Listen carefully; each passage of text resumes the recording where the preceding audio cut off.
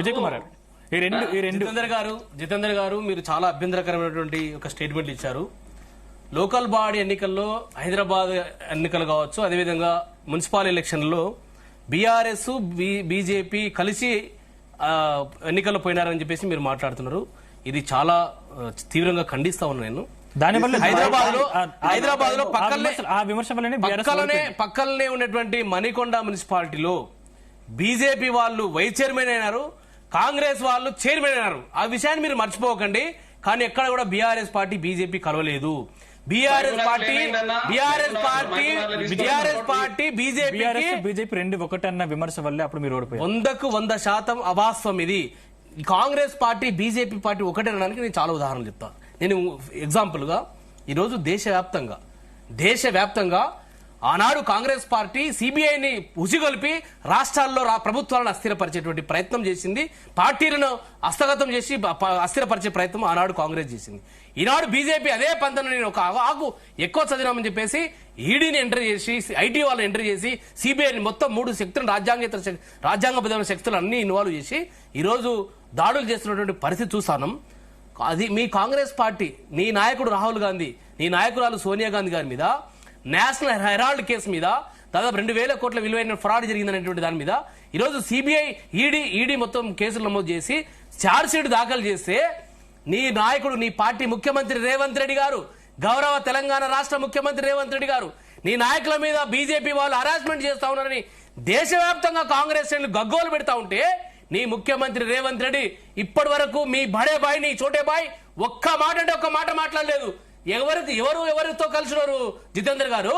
ఈరోజు తెలంగాణలో ఏ సమస్య, మీరు ఏ రకమైనటువంటి ప్రజా వ్యతిరేక నిర్ణయాలు తీసుకున్నా బీఆర్ఎస్ పార్టీ ఒక ప్రిన్సిపల్ అపోజిషన్ గా మా పార్టీ విరోచితంగా పోరాటం చేస్తుంది. అక్కడ మూసీ ఇష్యూ కావచ్చు, హైడ్రా ఇష్యూ కావచ్చు, లగచర్ల ఇష్యూ కావచ్చు, నిరుద్యోగుల ఇష్యూ కావచ్చు, గ్రూప్ 1 ఇష్యూ కావచ్చు, అదేవిధంగా హైదరాబాద్ సెంట్రల్ యూనివర్సిటీ ఇష్యూ కావచ్చు. ప్రతి అంశం మీద ఈ రోజు బీఆర్ఎస్ పార్టీ కాంగ్రెస్ చేస్తున్నటువంటి ప్రజా వ్యతిరేక విధానాల మీద విరోచితంగా పోరాటం చేస్తుంది మా నాయకుడు కేటీఆర్ గారు. బీజేపీ ఎంపీలు రఘునందన్ రావు కావచ్చు, కేంద్ర మంత్రి బండి సంజయ్ కావచ్చు, రేవంత్ రెడ్డికి ఈరోజు అధికార ప్రతినిధులుగా మౌత్ స్పీకర్ గా మాట్లాడుతూ ఉన్నారు తప్ప వాళ్ళు ఒకటైనా చోటేబాయ్ ఇక్కడ, బడేబాయ్ అక్కడ. ఇదే నరేంద్ర మోడీ గారు ప్రధానమంత్రి గారు గత ఏప్రిల్లో 2024 ఏప్రిల్లో పార్లమెంట్ ఎన్నికల్లో ఈ రాష్ట్రంలో ఆర్ఆర్ ట్యాక్స్ నడుస్తా ఉంది అన్నాడు. రాహుల్ రేవంత్ ట్యాక్స్ నడుస్తా ఉందన్నాడు. కానీ ఎవరు ఈ యొక్క ఆర్ఆర్ ట్యాక్స్ మీద కట్టడి చేయొద్దని ప్రధానమంత్రి గారిని అడుగుతా ఉన్నా, బీజేపీ వాళ్ళని అడుగుతా ఉన్నా నేను.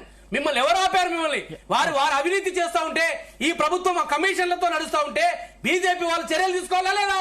ఇదే హైదరాబాద్ సెంట్రల్ యూనివర్సిటీలో ఈ రోజు భూతర్పణం చేస్తా ఉంది కాంగ్రెస్ ప్రభుత్వం. 10,000 కోట్ల రూపాయల కుంభకోణం ఏ రకంగా పాల్పడిందో మా నాయకుడు కేటీఆర్ గారు ప్రజల ముందు పెట్టారు. బీజేపీ వాళ్ళు సెబీ కావచ్చు, ఈడీ కావచ్చు, ఐటీ కావచ్చు, అదేవిధంగా కేంద్ర సిబిఐ కావచ్చు, కేంద్ర సంస్థలు ఈ 10,000 కోట్ల అక్రమాల మీద, 10,000 కోట్ల ఫ్రాడ్ మీద ఈ రోజు మా పార్టీ ఈ రోజు చర్చ చేసింది, ఆధారాలతో సహా మీకు ఫిర్యాదు చేసింది. బీజేపీ వాళ్ళు చర్యలు తీసుకొని దమ్ముంటే నరేంద్ర మోడీ గారు మళ్ళీ మాట్లాడుతున్నారు. ఆయన ఏం మాట్లాడుతున్నాడు?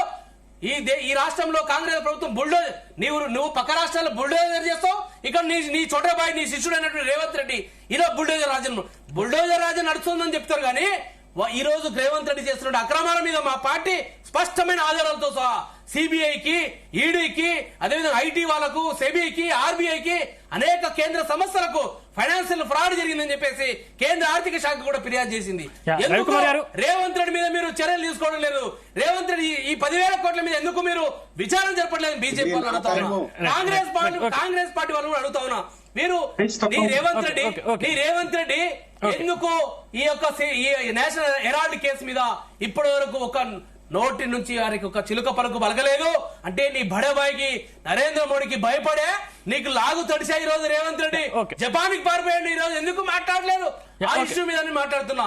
కాబట్టి ఈ రాష్ట్రంలో ఎక్స్పెషల్ తెలంగాణ రాష్ట్రంలో ఇక్కడ చోడేబాయ్, అక్కడే బడేబాయ్, కాంగ్రెస్ బీజేపీ కలిసి ఆడుతున్నటువంటి ఒక నాటకాన్ని ప్రజలు గమనిస్తా ఉన్నారు.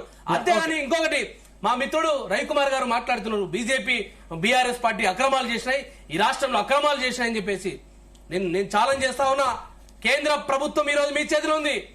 ఏ ఇష్యూలైనా మా పార్టీ అక్రమాలు చేసినట్లయితే మీకు దమ్ముంటే మీరు ప్రూవ్ చేయండి. అంతేగాని ఏదో రాజకీయపరమైనటువంటి ప్రేరేపిత వ్యాఖ్యలు చేస్తే ఏదో దులుపుకుంటామంటే అయ్యేది కాదు. రవికుమార్ గారు, నేనేమంటున్నా, బీజేపీ పార్టీ వాళ్ళకు స్పష్టమైన ఆధారాలు ఈరోజు కాంగ్రెస్ చేసినటువంటి దోపిడీ మీద మేము ఆధారించాం. ఈరోజు మంత్రులకు నడవదండి సీఎం ఆఫీస్ లో, జస్ట్ ఒక సింగిల్ ఫోన్ కాల్ తో బండి సంజయ్ కి ఫైల్స్ క్లియర్ అవుతా ఉన్నాయి, రఘునందన్ రావు ఫైల్స్ క్లియర్ అవుతున్నాయి. బీజేపీ ఎంపీల సహకారంతో 10,000 కోట్ల రూపాయలు దోపిడీ చేస్తుంది ఈ ప్రభుత్వం, రేవంత్ రెడ్డి గారు అనే విషయాన్ని తెలియజేస్తా ఉన్నాం. దాని మీద చర్యలు తీసుకోవడం దమ్ముంటేనే మేము డిమాండ్ చేస్తున్నాం. BJP we demand to prime minister, అంతేగాని ఏదో పొలిటికల్ స్టేట్మెంట్లు ఇచ్చేసిపోతుంటే కాదు. కాపాడే ప్రయత్నం చేస్తున్నాం. బీజేపీకి దమ్ముంటే, కేంద్ర ప్రభుత్వం దమ్ముంటే ఈ రాష్ట్రంలో చేస్తున్నటువంటి దోపిడీ మీద, ఈ రాష్ట్రంలో చేస్తున్న అక్రమాల మీద చర్యలు తీసుకొని జయరామ్ గారు పొలిటికల్ స్పీచ్ ఇప్పిస్తున్నాడు దగ్గరుండి. చెప్పండి, మీరు మాట్లాడండి. అట్లా కాదు, పొలిటికల్ స్పీచ్ ఇది వేదికనా?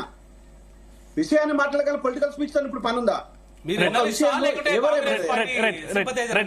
జయరామ్ గారు మీరు మాట్లాడండి.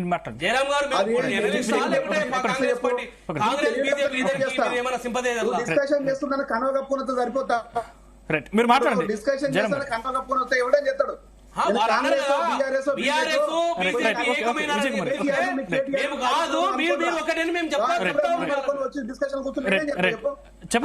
మాట్లాడండి. బీఆర్ఎస్ బీజేపీ పోయిన కేసీఆర్ అనుకుని వస్తే చెప్తాడు, చాలా క్లియర్ గా చెప్తాడు.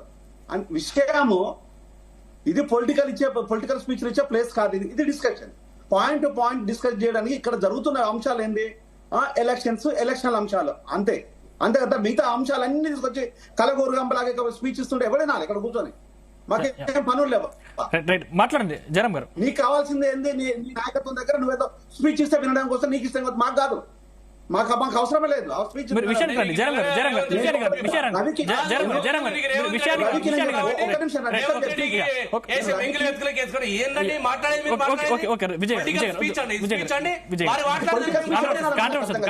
మాట్లాడిన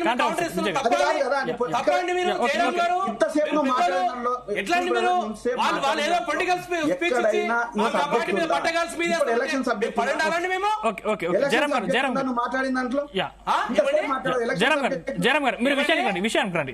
రవికుమార్ గారు కంట్రోల్ చేయండి. విజయ్ గారు ఒకటి దీంట్లో నేను రవికి ఒకటి సూటిగా అడదలుచుకున్నాను. రవి ఒక మాట ఏం చెప్పిండంటే, అనకూడని మాట అన్నాడు. ఈ రోజు మజ్లిస్ పార్టీ ఒక ఉగ్రవాద సంస్థ అని చెప్పారు. ఒకవేళ కనుక మజ్లిస్ పార్టీ ఉగ్రవాద సంస్థ అంటే మజ్లిస్ పార్టీనే అవమానించింది కాదు, భారతదేశంలో ఉన్న ప్రతి ముస్లింను ఇది ఉగ్రవాదుల కింద జమ కట్టినట్టే. అది సరైన విధానం కాదు, ఎవరన్నా సరైన విధానం కాదు. ఎందుకు అంటే ఈ రోజు భారతదేశం లోపల 20% ముస్లింలు ఉన్నారు. ఇది మన సెక్యులర్ కంట్రీ. ఈ రోజు ఇప్పుడు ఇంతకు ముందు ఫ్యూచర్ లో ఇదే పార్లమెంట్ సాక్షిగా పార్లమెంట్ లోపల ముస్లింస్ ఉన్నారు. మరి వాళ్ళందరినీ ఉగ్రవాదులు అంటే ఈ ఉగ్రవాదులను మీరు ఎందుకు ఎంటర్టైన్ చేస్తున్నట్టు మరి బీజేపీ ప్రభుత్వం? పార్లమెంట్ లో దాన్ని ఒక సమావేశం ఏర్పాటు చేయగలుగుతారా? ఊరికే మనం స్టేట్మెంట్ ఇవ్వడం అనేది సరైన విధానం కాదు. ఎవరమైనా కూడా, మనం హిందూ విషయాలు కావచ్చు, క్రిస్టియన్ విషయాలు కావచ్చు, ముస్లిం విషయాలు కావచ్చు, ఇది మతాల పరమైన అంశాలు కానీ ఇతర అంశాలు కావు. ఇది భారత పౌరుల అంశము. ఇది క్లియర్ గా చెప్పాలంటే రాజ్యాంగబద్ధంగా వస్తున్న ఎలక్షన్.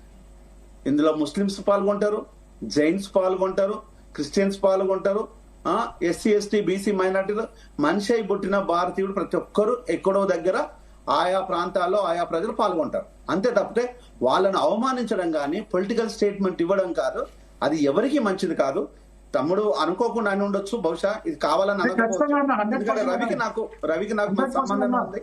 వన్ మినిట్ తమ్ముడు. కానీ ఉగ్రవాదులు అనే వర్డ్ మాత్రం డెఫినెట్ గా వర్డ్ కాదు. 100% ఉగ్రవాద పార్టీ ఉగ్రవాద పార్టీ అని మీ అమిత్ షా అనాలే. మీ అమిత్ షాకు నోరు లేదా? నిషేధించండి. ఇప్పుడు ఈ దేశంలో ఉగ్రవాదులు నిషేధించింది కదా, ఉగ్రవాద సమస్యలు నిషేధించిన బీజేపీ అది ఉగ్రవాద పార్టీని నిషేధించే ఎలక్షన్ కమిషన్ ఎందుకు పర్మిషన్ ఇచ్చారు? పోటీకి ఎందుకు అవకాశం ఇచ్చారు? అరే ఆగవయ్య బాబు, కొంచెం మాకు ఒక నిమిషం. ఇది మీ అమిత్ షా మీ మోడీని తీర్మానం చేసి ఇది భారతదేశం లోపల ఇది ఉగ్రవాద పార్టీ అని చేసేసి వాళ్లకు ఉండే complete election manifesto documentation dissolve చేయమను. చేత అయితే అది మీ చేతిలో ఉంది కదా, మరి ఎందుకు చేయట్లేదు? ఒక రవి పర్సనల్ అంశాన్ని పార్టీ పరమైన అంశం లాగా చెప్తూ ఉంటే అది ఎవరు మాట్లాడాలి? మీ దేశ అధినేతలు, ప్రభుత్వం, ఈ రోజు దేశానికి సంబంధించిన పాలకులు, ఈ రోజు ప్రభుత్వము ఈరోజు పూర్తిగా బీజేపీ చేతిలోనే ఉంది. అలాగని చెప్పి బీజేపీ ఏదో మైనారిటీలో లేదు, కొంచెం అంతో కొంత తెలుగుదేశం పార్టీ వీళ్ళు ఆటో చేసి జేడీఎస్ కొంచెం కోఆపరేట్ చేసినా కూడా పెద్ద మైనారిటీ ఏం లేదు కదా. మరి ఎందుకు దీనిపైన పెట్టండి? అంటే ఇది ఊరికే పొలిటికల్ స్టేట్మెంట్ సరైన విధానం కాదు, ఇంకొకరిని హ్యాక్ చేసే విధానం కూడా సరైన రవి. అది తప్పు రవి, అది తప్పది. ఒక అంశం ఈరోజు మీరు ఉగ్రవాదులు ముద్ర అనేది మీ పార్టీ లక్ష్యం అయితే దాన్ని అది పార్లమెంట్ సాక్షిగా చెప్పండి, వేదికల సాక్షి గారు. ఇలాంటి డిస్కషన్ల పార్లమెంట్ లోపల అనేక బిల్లులు పట్టుకొచ్చిండ్రు, ఈ బిల్లు కూడా పెట్టండి. ఎవరు వద్దన్నాం? పార్లమెంట్ లోపల ఈ బిల్లు కూడా పెట్టండి. ఇప్పుడు ముస్లింస్ ఉగ్రవాదులు అనండి, తర్వాత క్రిస్టియన్స్ ఉగ్రవాదులు అని చెప్పండి, తర్వాత జైన్స్ ఉగ్రవాదులు అని చెప్పండి, మొత్తం అందరూ ఉగ్రవాదులు. తర్వాత ఓన్లీ జై శ్రీరామ్ అనే వాళ్ళే భారతీయులు ఉగ్రవాదులు అని చెప్పండి. దాని మాకేం అభ్యంతరం లేదు. నా పేరులోనే జయరామ్ ఉంది, నాకంటే ఇంకా రాముడు కావాలి చెప్పు, నా పేరులోనే ఉంది. అంటే దీది కాదు కదా. ఇక్కడ అంశాన్ని ఎప్పుడైనా కూడా రెచ్చగొట్టే విధంగా ఉండకూడదు. ప్రజల్లోకి వెళ్ళాలి, ప్రజా సమస్యలు ఉన్నాయి. అదే ముస్లిం ప్రాంతం లోపల అనేక సమస్యలు ఉన్నాయి, ఆ సమస్యల మీద కొట్లాడండి. దాని వెనకాల మేము కూడా ఉంటాం. ముస్లిం ఎస్సీలు మైనారిటీస్ అనేక అంశాల్లో సమస్యను మీరు టార్గెట్ చేయండి, ఆ సమస్యను పోషిస్తున్న వాళ్ళని టార్గెట్ చేయండి. అంతే తప్పితే ఓన్లీ ఒక ముస్లింస్ నో తీసుకొచ్చే ఈరోజు పార్టీని కానీ, అది డెమోక్రటిక్ సిస్టమ్ లో ఉన్న పార్టీ. ఈ రోజు పాకిస్తాన్ పోయిన ముస్లింస్ మనం మాట్లాడతాము, భారతదేశంలో ఉన్న ప్రతి ముస్లిం పౌరుడు ఇండియన్ మాత్రమే, అలా డౌటే లేదు, కన్ఫ్యూజన్ లేదు. మీకు ఏదైనా కన్ఫ్యూజన్ ఉంటే ఒకసారి మీ అమిత్ షా మోడీని క్లారిఫై చేస్తారు.